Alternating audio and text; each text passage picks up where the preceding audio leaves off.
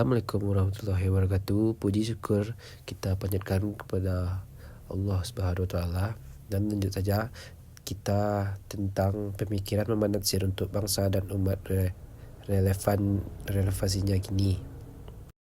Pandangan Muhammad Natsir, pondasi bangsa dan umat.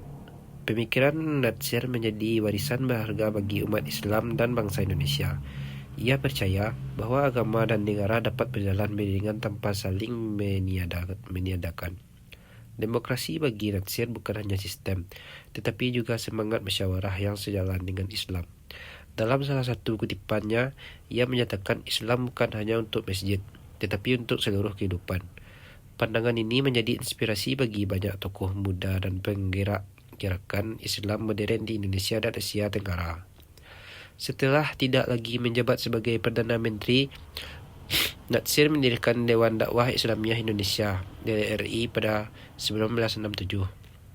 DDI menjadi wadah penting dalam menyebarkan dakwah Islam yang rasional dan modern. Namanya dikenal sebagai penghubung antara ulama Indonesia dan pemikir Islam dunia. Natsir juga pernah menjadi anggota Rabitah Alam Islami dan Majelis Tertinggi Kongres Islam Dunia. Gagasan modernisasi Islam yang dia usung bersifat inklusif, menjembatani tradisi dan tuntutan zaman. Pemikiran Muhammad Natsir tentang pendidikan. Menurut Muhammad Natsir, tujuan utama pendidikan Islam adalah sejalan dengan tujuan penciptaan manusia, yaitu menjadi hamba Allah yang sejati. Hal ini sesuai dengan firman Allah dalam surat Az-Zariyat ayat 56. Dan aku tidak menciptakan jin dan manusia melainkan supaya mereka mengabdi kepadaku. Natsir berpendapat bahwa pendidikan tidak hanya berfungsi sebagai transfer ilmu pengetahuan atau keterampilan, tetapi juga sebagai upaya holistik untuk membentuk individu dengan kesadaran spiritual dan moral yang mendalam. Ia menekankan bahwa pendidikan harus menanamkan nilai-nilai tauhid dan membimbing manusia untuk mengenal, mengisahkan, dan berbakti kepada Allah. Natsir mengungkapkan dalam buku Cepita Selecta Jilid 1, apakah tujuan yang akan dituju oleh didikan kita? Sebenarnya tidak pula dapat dijawab sebelumnya. Menjawab pertanyaan yang lebih tinggi lagi, yaitu apakah tujuan hidup kita di dunia ini? Kedua pertanyaan ini tidak dapat dipisahkan. Keduanya sama. Tujuan didikan ialah tujuan hidup. Muhammad Natsir 1961. Natsir menegaskan bahwa pendidikan Islam harus terintegrasi dengan nilai-nilai agama dalam setiap aspek kurikulum, sehingga menciptakan individu yang tidak hanya cerdas dan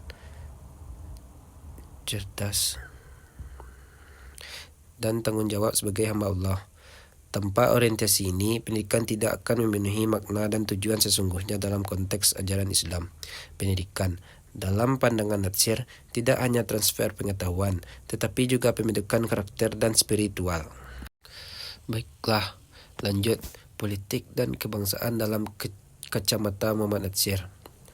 Pandangan Natsir, makna berpolitik mengimplikasikan sebahagian dari makna beragama. Jika diterkasi secara mendalam, didapati pemikiran politik Natsir terbagi kepada dua bahagian. Pertama, pra-kemerdekaan Indonesia.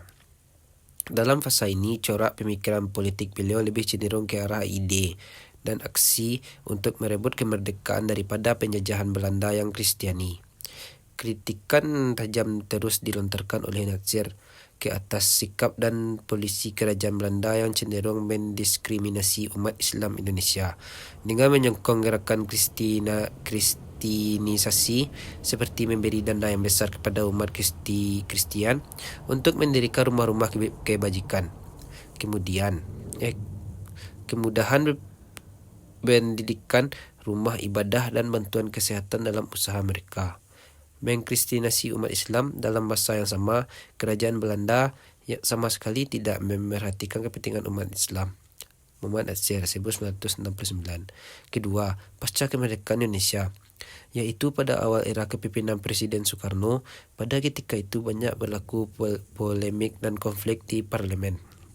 antara pemimpin yang berhaluan sekular dan natural agama atau liberal dengan parti yang berbasis Islam berkenakan dengan ideologi dan dasar negara Indonesia. Secara khas polemik terbuka yang berlaku antara Soekarno yang berpandangan nasionalis liberal melawan Natsir yang berpandangan Islam. Pemikiran Muhammad Natsir tentang umat Islam. Umat Islam sebagai kesatuan akidah dan tanggung jawab. Natsir memandang umat Islam sebagai satu kesatuan yang diikat oleh akidah tauhid, bukan oleh suku, ras, atau wilayah.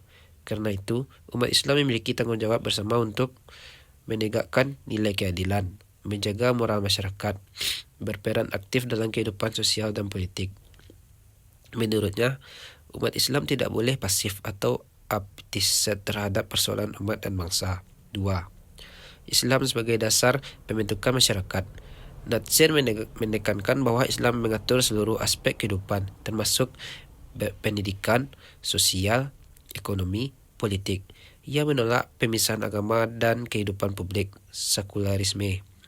Bagi Natsir, umat Islam harus menjadikan ajaran Islam sebagai pedoman dalam membangun masyarakat yang beradab dan berkeadilan. Demikian presentasi yang saya bacakan. Assalamualaikum warahmatullahi wabarakatuh.